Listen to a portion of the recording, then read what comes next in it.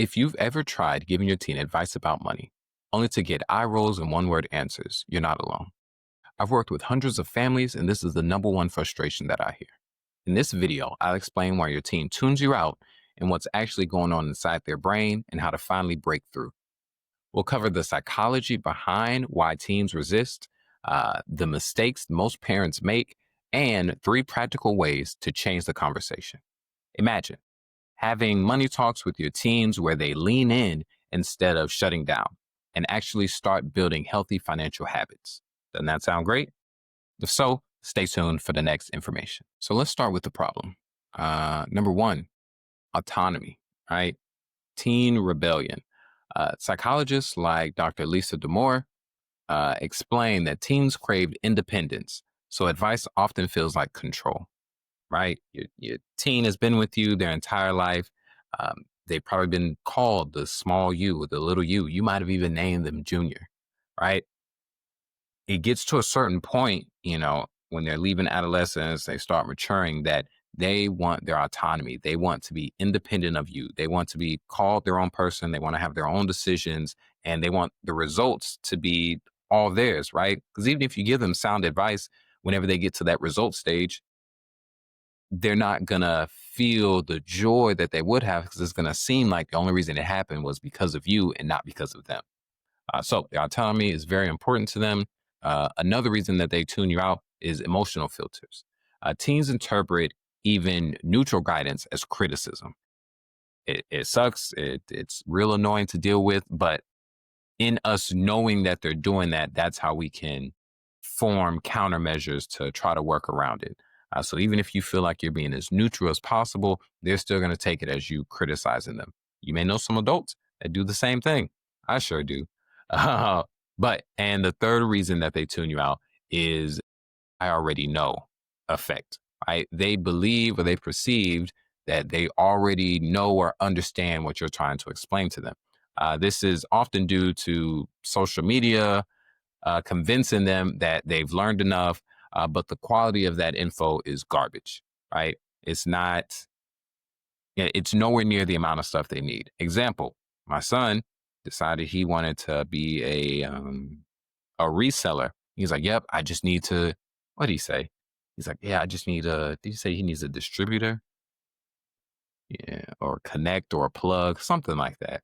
So he's convinced that he can start an entire reselling business and make hundreds of, if not thousands of dollars, as long as he finds someone that sells products somewhere on the internet.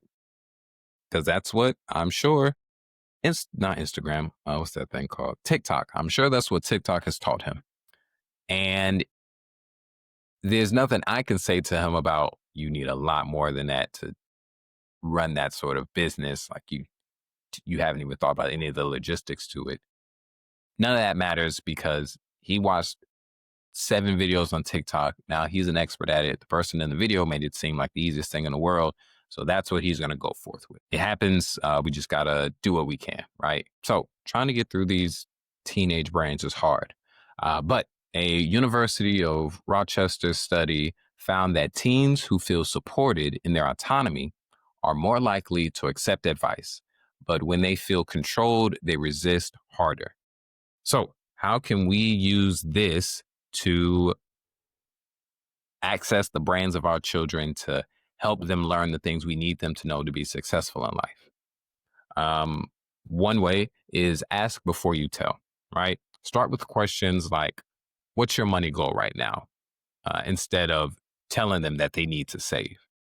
Because if you let them talk through it, right, they decide what their money goal is. They decide, you know, how long they have to reach that goal or how soon they would like to get it. You can kind of talk them into creating their own budget, real Jedi mind trick kind of stuff. Other things you can do is coach, don't lecture. Share your own money mistakes as stories instead of setting hard set rules for your teenager. This worked for me decently, right? Because my child has seen, the things I've paid for, the things that I've fixed, or the problems that, I don't go through that maybe other adults go through. And instead of just really hounding him about, you need to do this, you need to do that. I'm just like, hey, do what you like. Ooh, that works so well. Tell them, do what you like, and then explain to them what you've done and what the results of are, and just leave it at that, right? Because now you've engaged their interest. Because if you start something off with, you can do whatever you want, I'm not telling you to do something, this drops down so many barriers and opens up their mind to whatever you're going to say next. So it's like, oh, he's not trying to make me do anything. Whatever I'm going to do is going to be my choice. And the benefit of whatever that choice is will be mine alone. Okay. Yep. Tell them, hey, do what you like, do this. Now, I can't even explain it, how many walls that drops down. And now they're open or receptive to whatever you're going to say. And then you tell them, hey, I put aside, when I was young, I put aside $100, $50 every month. And before I knew it, I had 11,000 and I was able to buy, this Mustang. You show them a picture of the Mustang. You tell them about the stories of you driving and how much fun you had, and tell them that all just happened because I just turned my brain off and put, this amount of money into my savings every month. And you just leave it at that. And you let their own brain cook it up and decide what they want to do with that information.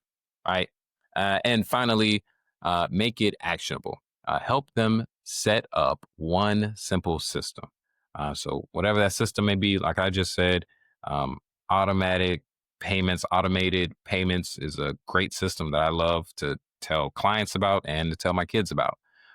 So do something to where they can set it up. And then as they start to do it week to week, month to month, they can feel the success. They'll have a positive feeling on doing something positive with their money.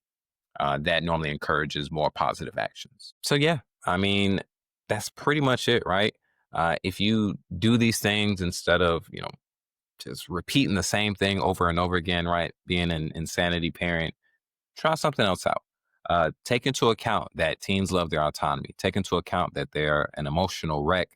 And even if you're saying something neutral, they're going to take it as negative.